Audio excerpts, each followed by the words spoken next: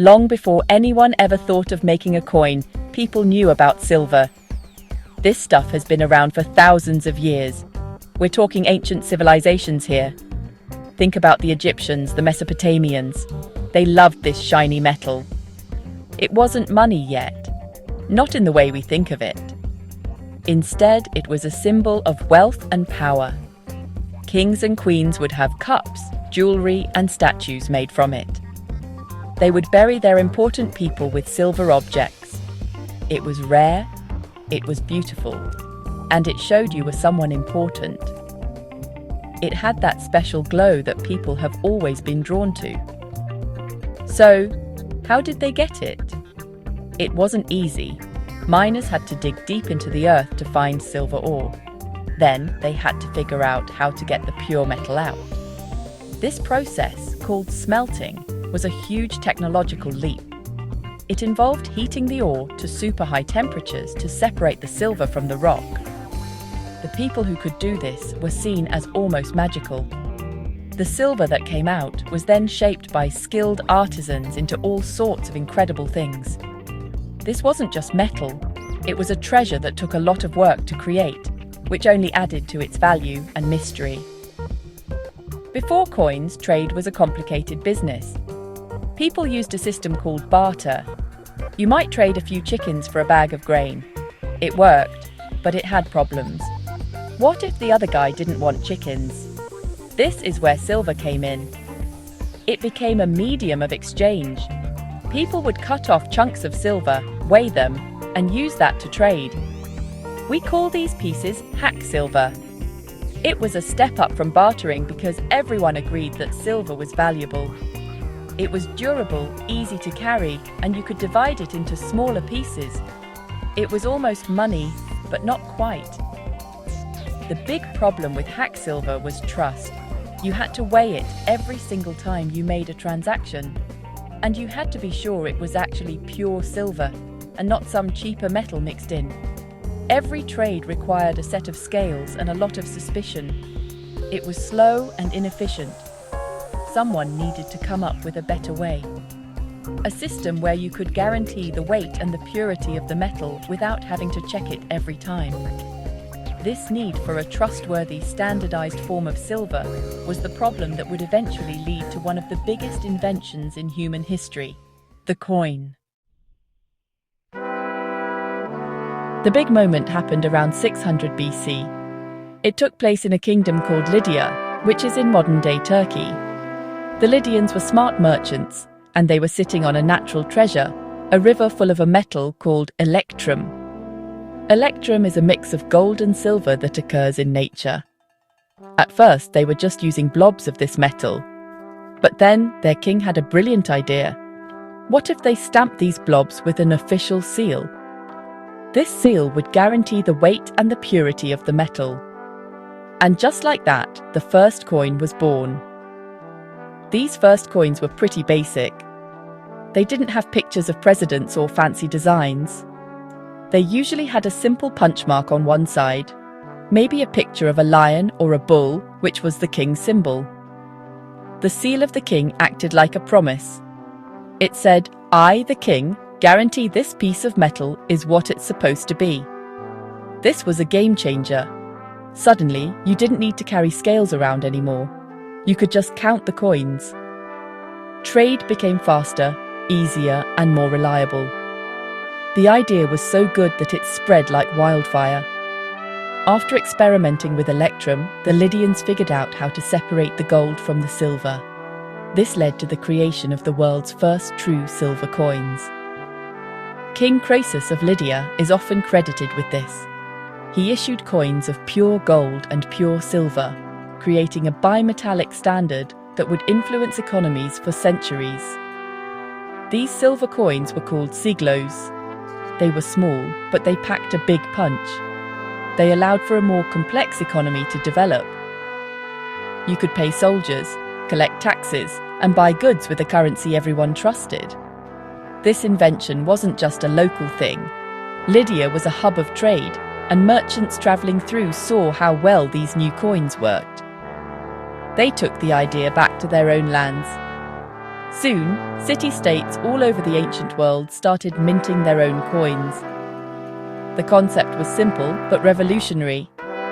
It took the guesswork out of transactions and replaced it with certainty. The Lydian silver coin wasn't just a piece of metal, it was an idea. It was the idea of guaranteed value backed by a government, and that idea would go on to build empires. The ancient Greeks quickly adopted the idea of coinage and perfected it. Every major city-state started making its own silver coins. These weren't just for buying things, they were a form of propaganda. Each coin was a tiny billboard for the city that made it. They were stamped with symbols of the city's power, its gods, and its identity. You had coins with Pegasus from Corinth, a turtle from Aegina, and many others. But the most famous of them all was the Athenian tetradrachm, better known as the owl.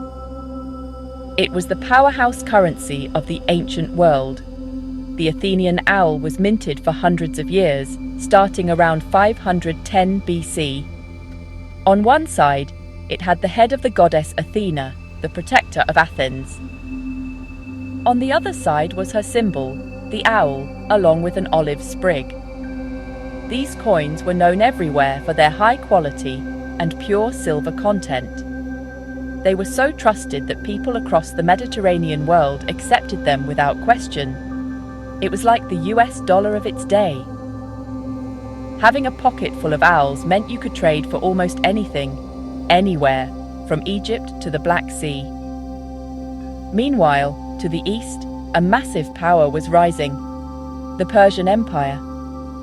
The Persians also saw the value of coinage and started minting their own. Their most important silver coin was the siglos, a name they borrowed from the Lydians. The design was consistent and powerful. It showed the Persian king, often in a running or kneeling position, holding a bow and arrow.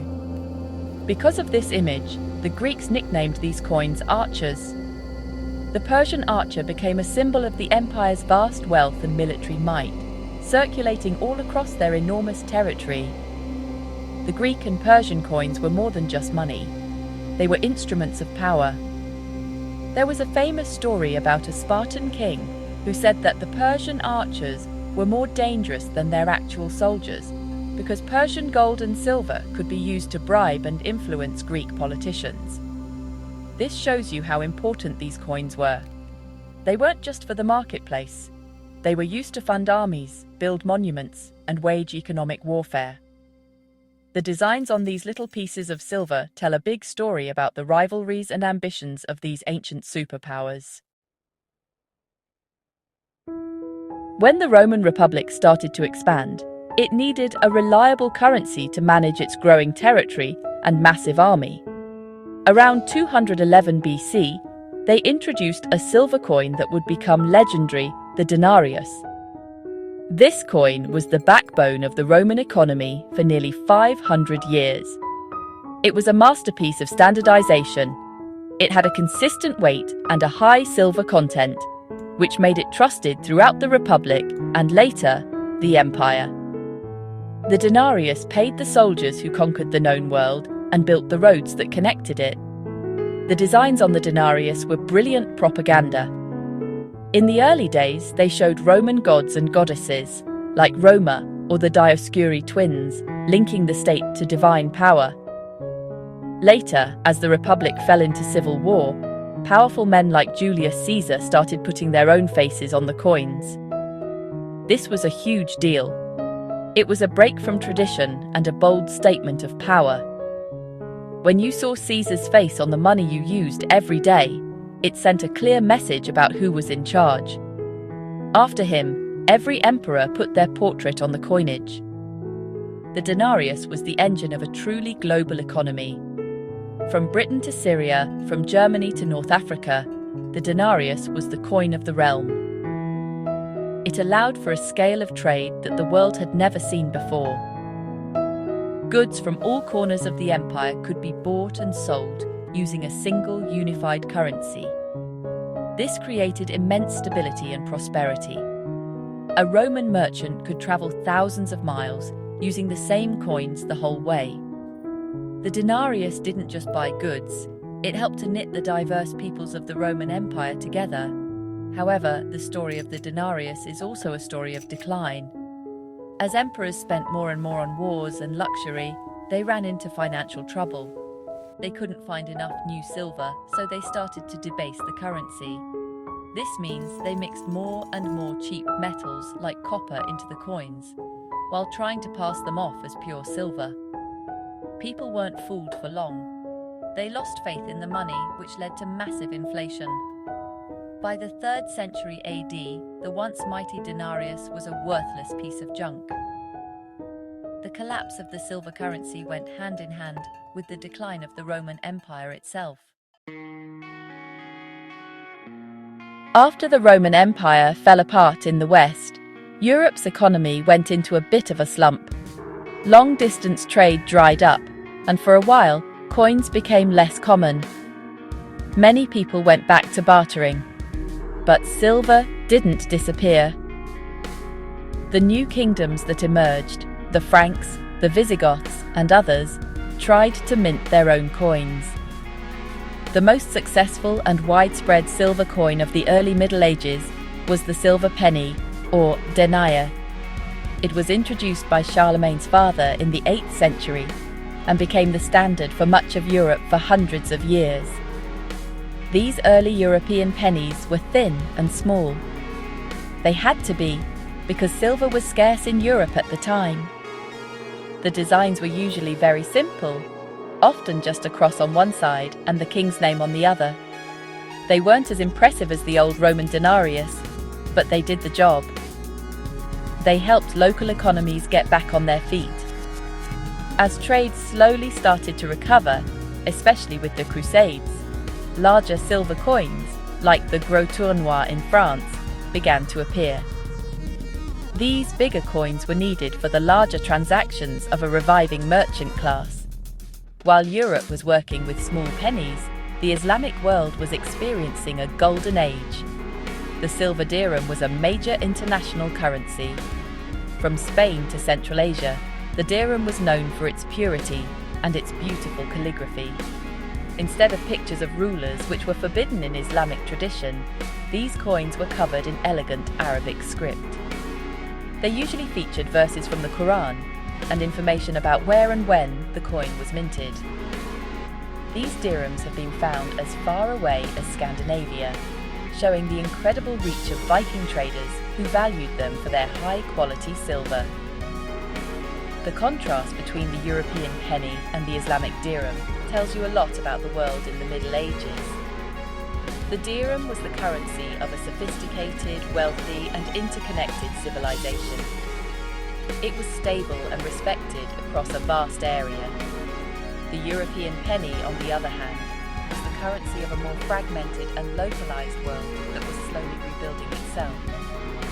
But both were made of silver, and both show how this one precious metal continued to be the foundation of economic life, adapting to the needs of new empires and different cultures.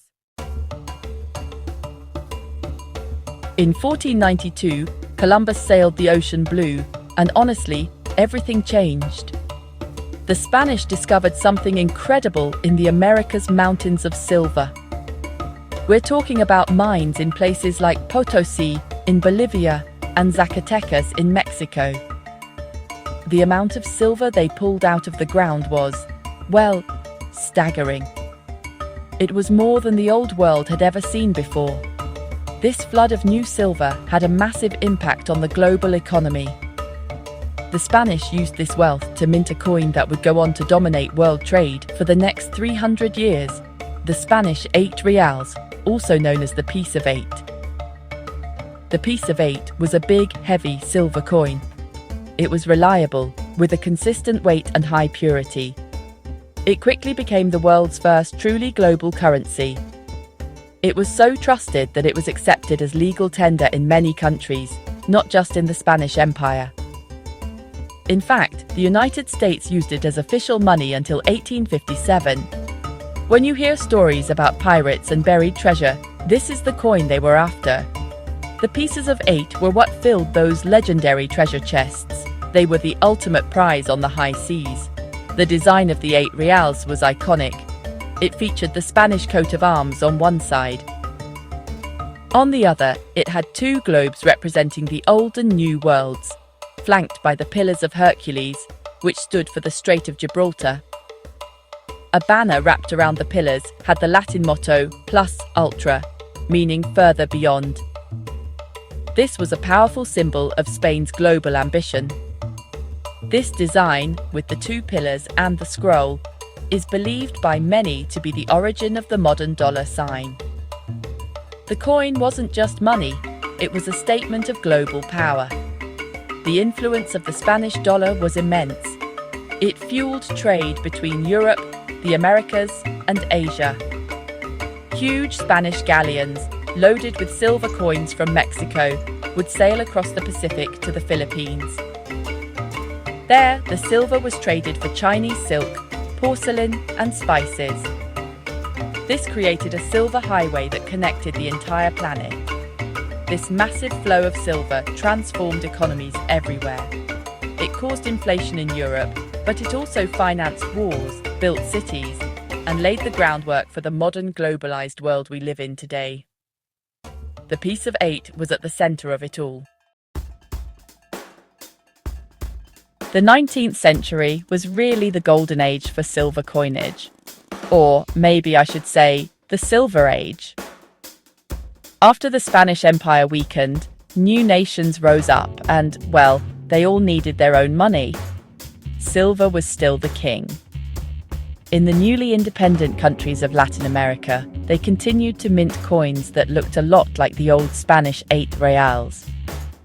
The Mexican peso, for example, became the new top dog in Asian trade. It was the same size and purity as the old piece of 8, so merchants in China trusted it completely.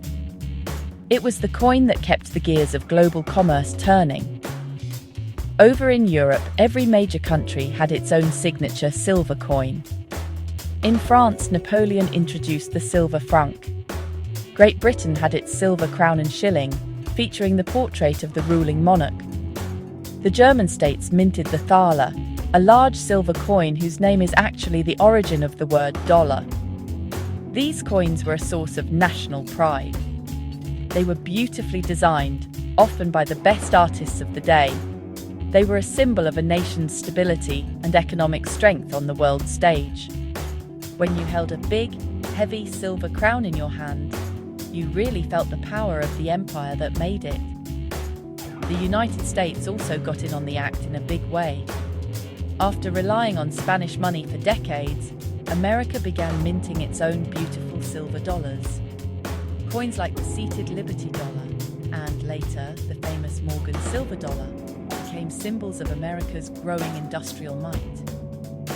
The Morgan dollar, minted from 1878 to 1904, was made from silver that poured out of the great western mines like the Comstock Lode in Nevada. These coins tell the story of the American West, of cowboys, railroads, and the nation's manifest destiny. They are a true piece of American history. Even in Asia, silver was the standard. China didn't have a national unified coinage for much of this time, but they used silver by weight in the form of sices, which were boat-shaped ingots. They also eagerly accepted foreign silver coins like the Mexican peso. Eventually, China started minting its own silver dollars, often called dragon dollars, which featured intricate designs of a dragon. In Japan and India, silver coins were also essential to the economy. For a brief period, the entire world was connected by a common language, the language of silver. The 20th century was not kind to the silver coin. Its long reign as the king of currency was coming to an end. Two main things happened. First, governments started adopting the gold standard. They decided to back their paper money with gold, not silver. This made silver less important as a monetary metal. Second, the two world wars were incredibly expensive. Governments needed every bit of precious metal they could get their hands on to fund the war effort. They started taking silver coins out of circulation and replacing them with paper money, or coins made from cheap metals like copper and nickel. By the middle of the 20th century, the era of circulating silver was pretty much over. In the United States, the last year for 90% silver dimes, quarters, and half dollars was 1964. After that, the government switched to the copper-nickel-clad coins we use today. The rising price of silver was the final nail in the coffin. The silver in the coins became worth more than their face value. A silver quarter was worth more than 25 cents, so people started hoarding them. It just didn't make economic sense for governments to keep minting them anymore. The silver coin, a daily companion for 2,500 years, vanished from our pockets. But that's not the end of the story. Just as silver coins disappeared from circulation, they were reborn in a new form. Governments realized that even if silver wasn't practical for everyday money, people still loved it. They still trusted it as a store of value. So, national mints started producing modern silver bullion coins. These aren't meant to be spent at the grocery store. They are made for investors and collectors. Their value is based on their silver content, plus a small premium for the cost of minting. The first and most famous of these is the American Silver Eagle, first released in 1986. It's a big, beautiful coin made of 1 troy ounce of pure silver. It features the classic Walking Liberty design on one side and a heraldic eagle on the other. Other countries followed suit. Canada has its silver maple leaf, Austria has the Philharmonic, and China has the silver panda. These coins are incredibly popular. They allow people to own physical silver in a form that is beautiful, easy to store, and guaranteed by a government for its weight and purity. The silver coin had found a new life. So why do people still go crazy for silver coins today? I see it in my shop all the time. A guy comes in with his grandfather's old coin collection, and his eyes just light up when he talks about it. For a lot of people, it's about connecting with history. When you hold a 2,000-year-old Roman denarius in your hand, you're touching something that an ancient Roman soldier might have used to buy a loaf of bread. You're holding a piece of a story. Each coin, with its dings, scratches, and unique design, tells you about the time and place it came from. It's like having a tiny museum in the palm of your hand. Another big reason is the thrill of the hunt. Collecting is all about searching for that one rare piece to complete your set. Maybe you're trying to find a Morgan silver dollar from every year and every mint it was made. Maybe you're looking for a rare medieval penny. The internet has made this hunt both easier and more exciting. You can connect with dealers and other collectors from all over the world. There's always another coin to find, another piece of the puzzle to track down. It's a hobby that can last a lifetime, and the feeling of finally finding that coin you've been looking for years is unbeatable. Of course, there's also the investment side of it. Silver is a precious metal. It has real, tangible value. Unlike paper money, its value can't be inflated away by a government printing more of it. For many people, buying silver coins is a way to protect their wealth. It's a hard asset that they can hold in their hand. When the stock market gets shaky or the economy looks uncertain, people often turn to precious metals like silver and gold. Owning silver coins gives them a sense of security.